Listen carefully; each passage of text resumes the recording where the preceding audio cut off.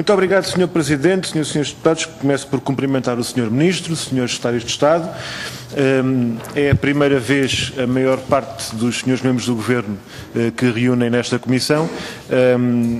Eu penso que há uma questão que nós sempre fazemos questão de salvaguardar, que é, para lá das divergências e do combate político e da oposição profunda que temos em relação às opções do Governo, há uma questão que é fundamental nos debates nesta matéria e nas outras, que é a honestidade intelectual e falarmos nos termos daquilo que os elementos nos permitem e não ficarmos pela rama ou pela espuma das coisas. E quando eu digo pela espuma das coisas não é com segundas intenções ou com piadas de ramo de atividade económica.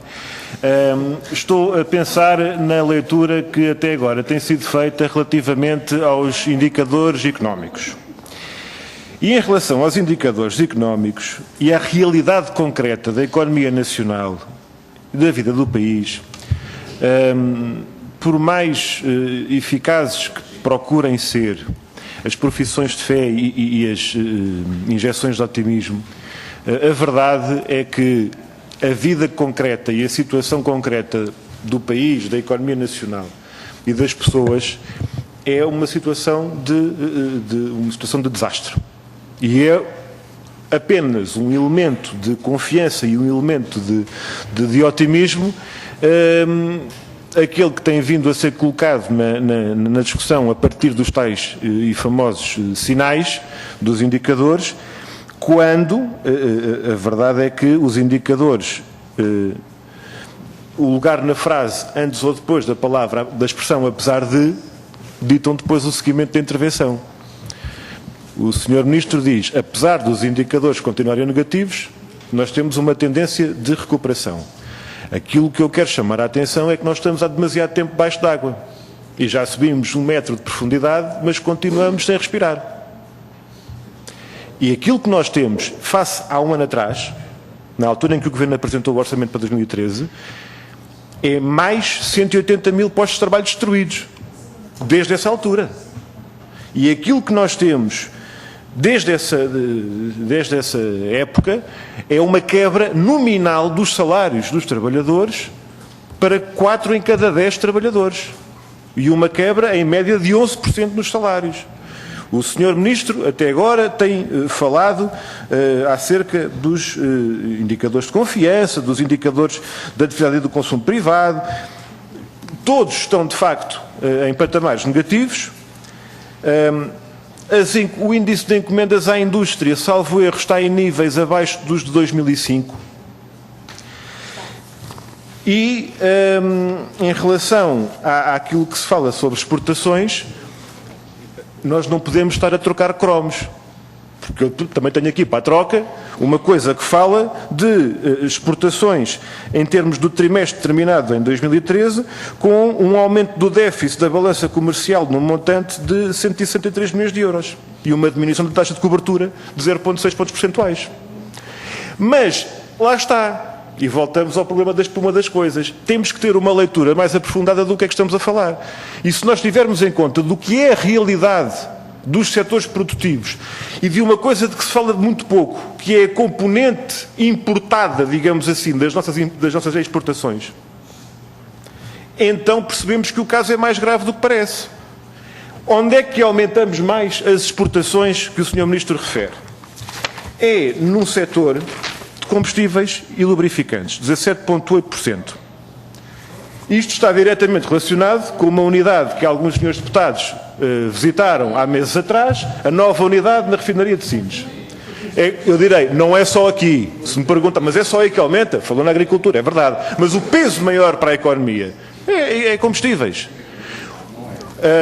Em termos de aumento, os tais 17,8% de taxa de variação, dados do INE desta semana.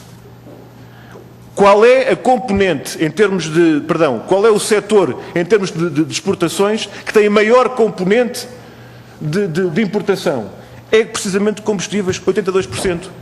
Porque nós não podemos ler só os sumários do Banco de Portugal. Porque depois, na página 119 do mesmo relatório, está precisamente no tocante às exportações e no tocante a esses indicadores da componente importada daquilo que depois exportamos, 82% daquilo que foi exportado, os tais 1.225 milhões de euros de exportações, 82% disto chegou ao país por via de importações. E, portanto, se nós tivermos em conta que as importações também diminuíram e que há um aumento da parte das importações que é dedicado a esta fileira de atividade económica, então nós chegamos à conclusão que aquilo que nós temos tido nos últimos anos, com agravamento perante esta realidade, não é substituir importações por produção nacional.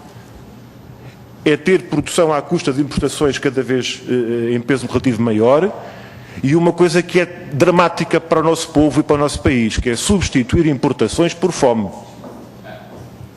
E é substituir importações por falta de consumo, falta de atividade económica e determinadas áreas de atividade que deixam de ter o dinamismo que era depois o resultante, a condição para determinados setores que tinham importação forte no nosso país. Ou seja, quando o Sr. Ministro fala na gradual estabilização do consumo interno, eu fico muito preocupado. Porque se o objetivo é estabilizar na miséria em que nos encontramos, então o futuro vai ser muito negro para o país. Porque, como muito bem diz, e nestas coisas é insuspeito de ser acusado de grande divergência ideológica por parte do Sr. Ministro, como diz o economista-chefe do FMI, aquilo que nós encontramos é uma situação em que as exportações não compensam a quebra do mercado interno. Ou seja, nós temos uma economia em que o próprio potencial produtivo está a ser posto em causa, em que as encomendas à indústria têm vindo a diminuir em termos do potencial produtivo. E o que isto significa é que nós podemos ter o povo a pão e água, mas podemos ter um modelo económico tipo escravos nas galés, que é se calhar o topo de eficiência económica, mas isso significa que o nosso país está numa situação cada vez pior. E as pessoas têm uma vida cada vez mais difícil. E, portanto, é quando nós vamos um pouco mais fundo na avaliação da realidade concreta e dos próprios números, quer do INE, quer do Banco de Portugal, quer das outras fontes que citou até agora, é mais preocupante do que parece o tal cenário que tentam apresentar ao país e às pessoas como sendo de otimismo e de confiança para o futuro próximo. Nós temos uma dependência nas indústrias de base que é maior do que se diz. Nós temos encerramentos de empresas e temos uma situação em que as novas empresas que são anunciadas e criadas não têm nem pouco mais ou menos o nível de emprego e a qualidade do ponto de vista de emprego daquelas que encerram. E isto é uma realidade objetiva. Portanto, nós temos hoje uma situação de menos emprego, pior emprego, com uma remuneração mais baixa e com mais degradação em termos de direitos. Eu gostava de colocar algumas questões breves que têm a ver com, ainda a propósito da indústria, da anunciada reformulação do famoso Plano para o Crescimento, Emprego e Fomento Industrial. Duas ideias centrais que o Sr. Ministro deu nota: dinamização assente na procura interna, eu pergunto qual, tendo em conta isto que acabámos de dizer e de ouvir, e o envolvimento de agentes económicos. Pergunto se no meio cabe eventualmente alguém em representação das micro, pequenas e médias empresas e dos trabalhadores. Já agora, uma questão que tem a ver com os Correios. E devemos ter oportunidade, para além daqueles debates necessariamente breves no plenário, de 3 minutos para cá, 4 minutos para lá, de aprofundar na Comissão esta matéria, com outras grelhas de tempo e com outras entidades também, assim permita a maioria parlamentar, que até agora tem rejeitado os nossos requerimentos para esta discussão, mas para já, na Comissão Parlamentar, sim. Portanto, por isso é que vamos para o plenário. A única justificação que o Governo apresenta para alienar os Correios e entregá-los aos grupos económicos é o facto de essa medida estar inscrita no memorando da Troika, que nós designamos de pacto de agressão, e aqui mais uma vez se percebe porquê. E mais uma vez se demonstra a razão da nossa exigência em rejeitar esse memorando e renegociarmos a dívida? É porque o PS, o PSD e o CDS, no início desse pacto e desse memorando com a Troika, assumiram um compromisso, que era de pôr o povo a pão e água e vender o país às peças. Agora, o PS dirá que o que estava combinado era um bocadinho menos de água e um bocadinho mais de pão. Mas a fórmula fundamental da opção política desse memorando é aquilo que está a ser a realidade do nosso país. A venda e a alienação e em larga medida a destruição, o desmantelamento, e estou a terminar, de aspectos fundamentais para a própria soberania e coesão territorial. O Sr. Ministro fala na opção política de se considerar que alguns serviços não têm necessariamente que estar no Estado e sob gestão direta do Estado. Bom, não será por divergência total perante esses perigosos esquerdistas que estão na Casa Branca que os Correios nos Estados Unidos são uma direção-geral, nem sequer empresa-são. O problema aqui é que nós, se encarnarmos aqui uma personagem de seguir por fanatismo ideológico uma determinada linha económica, depois a realidade pode sair negativa até do ponto de vista dos Sr. Presidente, há aqui uma questão terminante que tem a ver com isto. Fala no Estado regulador, nas centenas de estações de Correios que têm vindo a ser encerradas e nas centenas que ainda se prevê sejam encerradas este ano, na destruição daqueles postos de trabalho e ao mesmo tempo na transferência de trabalhadores que ficam a acotovelar-se à espera de atenderem alguém, por terem um lugar ao balcão para atender as pessoas. Aquilo que eu gostava de perguntar é qual foi o papel do regulador neste processo? Eu acho que foi nenhum. Tem que terminar, já lá vamos com mais quase 4 minutos. É que a Anacom assumiu que nada disse e nada fez perante a decisão de encerrar estações. Não há um critério, não há uma orientação, não há uma regulamentação e, portanto, não é uma questão de privatizar assim ou privatizar assado. Os senhores nessa discussão entendam-se com o PS. Nós o que queremos é que o GTT continue nas mãos do país e do povo e ao serviço do país e do povo. Muito obrigado. Sr. Presidente, Sr. Ministro, já em resposta às questões do PCP, valorizou, e eu penso que é importante registar que o tenha feito, valorizou a componente da procura interna para a nossa economia. E valorizou essa questão confirmando que o objetivo é a estabilização no nível em que se encontra. Por isso é que eu dizia que é preocupante. Mas nem isso se torna muito claro do ponto de vista das perspectivas de curto prazo, a começar pelas próprias medidas que o Sr. Ministro e o Governo tomam nas áreas que o Sr. tutela. Saiu a semana passada um decreto-lei em Diário da República numa matéria que é da direta responsabilidade do Sr. Ministro em diversas empresas, que é o Decreto-Lei 133 de 2013, na sequência de um processo que passou também pela Assembleia da República e que foi promulgado, salvo erro, e publicado depois, necessariamente, da declaração de inconstitucionalidade de normas do Código do Trabalho, em que se põe em causa a contratação coletiva, e aqui vai pelo mesmo caminho, retirando na prática um salário ao longo do ano aos milhares e milhares de trabalhadores de empresas que estão sob a sua tutela, no setor dos transportes e comunicações. Ora, eu quero perguntar-lhe, retirando do salário dos trabalhadores, retirando dos subsídios de refeição, do poder de compra, da remuneração dos trabalhadores destas empresas todas, destes milhares e milhares de pessoas, o que é que o Sr. Ministro prevê que aconteça à procura interna? O que é que o Sr. Ministro prevê que sejam as consequências de um corte de 10% nas pensões de reforma e nos salários da administração pública? O que é que o senhor prevê que aconteça como resultado dos cortes nas pensões de sobrevivência? Ou seja, é negativo dizer que o objetivo seja manter e não recuperar o consumo interno que corresponde aos tais mais de 60% da nossa economia. A procura interna, porque também temos que falar do investimento e não podemos, já foi falada a questão de confundir privatizações e a entrada de capitais de grupos económicos estrangeiros, e já lá iremos, que há mais rondas nesta discussão, sobre o caso da compra por empresas estrangeiras de empresas portuguesas que já existem, e depois o que é que lhes vai acontecer. Isso pode ser considerado contabilisticamente como investimento direto estrangeiro, mas podemos ainda ir mais longe, que é a questão dos tais déficits de exploração de que foi aqui falado, e aquilo que é o peso gigantesco dentro dos déficits não é de exploração, é dos tais swaps que continuam a ter centenas de milhões de euros como perdas reais, não potenciais, reais, que são abatidas depois no balanço das empresas. Consideradas depois como investimento, porque depois são despesas de investimento em termos financeiros.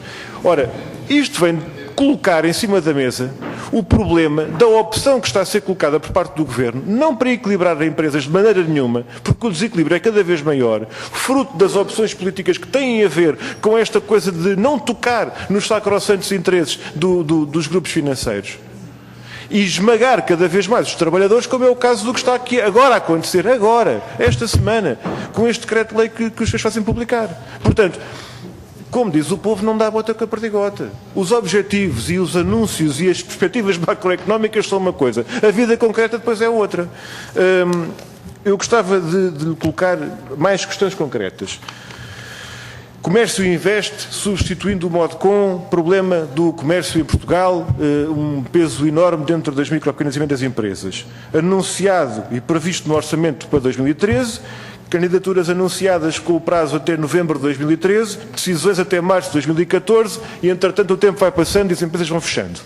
Mesmo assim, dos 45 milhões de linha de crédito que tinham anunciado, afinal só há 25, e os incentivos a fundo perdido cobrindo 40% e não 50% do investimento, o que fica por comparticipar não é coberto nem sequer por linha de crédito. E eu pergunto, é aqui que está a pequena e média poupança, que foi anunciada há dias, e que tendo em conta que o spread médio é 4,219%, segundo declarações do Sr. Secretário de Estado, eu pergunto qual é o grau de comparticipação do Estado, para obtermos depois um spread deste nível. Regularização dos atrasos no pagamento das dívidas das empresas ao Estado. Estamos de acordo. Designadamente para as microempresas e pequenas empresas. Isto é essencialmente fisco e segurança social. Aliás, mesmo para as médias empresas temos dúvidas, micro e pequenas empresas é outra questão, agora para as grandes empresas é totalmente inaceitável. Agora, como é que se trata em relação ao vice-versa? Isto é, dívidas do Estado às empresas. Qual é a resposta concreta? É porque há uma matéria que tem a ver com uma proposta antiga do PSD, que foi apresentada na Assembleia da República, no projeto de resolução, e que está completamente ao lado daquilo que os senhores estão a fazer neste momento. Uma última nota, arrendamento comercial e crédito às micro, pequenas e médias empresas, sobre o arrendamento, qual é o ponto de situação, a tal abertura para rever a lei, traduz-se em quê? Tendo em conta que o caso é dramático para milhares e milhares de empresas com esta lei do arrendamento, e esta questão do crédito, o Sr. Presidente termino colocando esta questão, aqueles valores que anunciou representam, digamos, a cobertura para que parte, que peso relativo das empresas, porque a esmagadora maioria continua com a corda ao pescoço em termos de financiamento. Muito obrigado. Muito obrigado, Sr. O Sr. Ministro lembra-se certamente do que foi o processo da Simpor. Foi privatizada primeiro em parte, depois no todo, depois vendida aos brasileiros, depois saiu, foi saindo, e hoje o que temos é uma sombra do que foi a Simpor no nosso país. Eu pergunto-lhe como é que tem observado atualmente e o que é que tem feito em relação ao processo da PT em Portugal, à luz da experiência da Simpor no nosso país. Nós estamos a falar de centros de alta tecnologia, estamos a falar da degradação, do desmantelamento possível e até diria da desnatação em termos tecnológicos de uma empresa que se torna uma parte de um operador global. Fica toda a gente muito contente porque somos grandes no mundo inteiro, mas isso foi a mesma conversa da Simpor e hoje deu no que deu. Eu pergunto-lhe o que é que tem feito o governo português nessa matéria. Em relação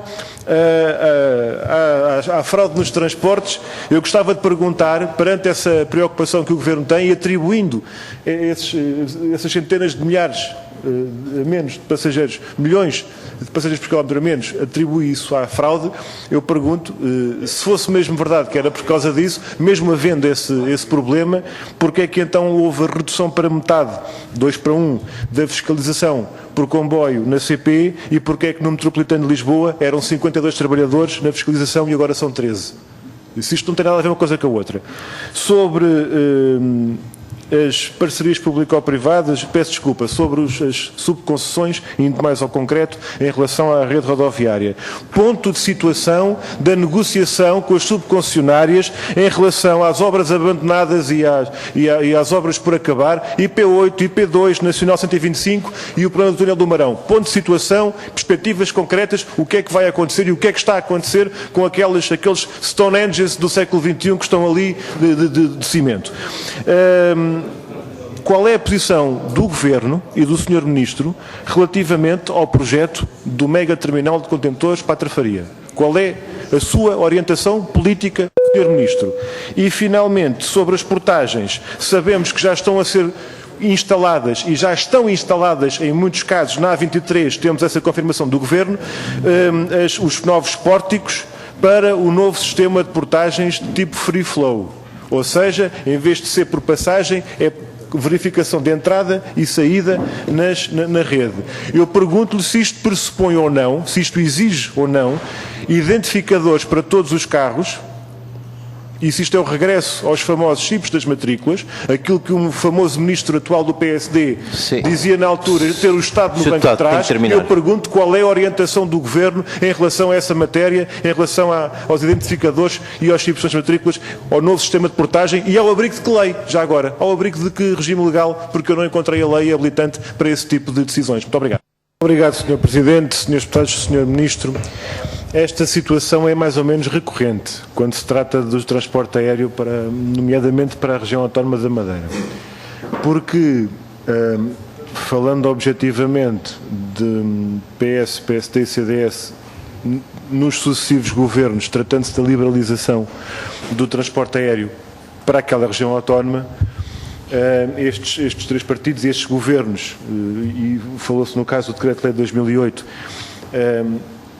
em relação à liberalização, parece ser mais ou menos consensual entre essas forças.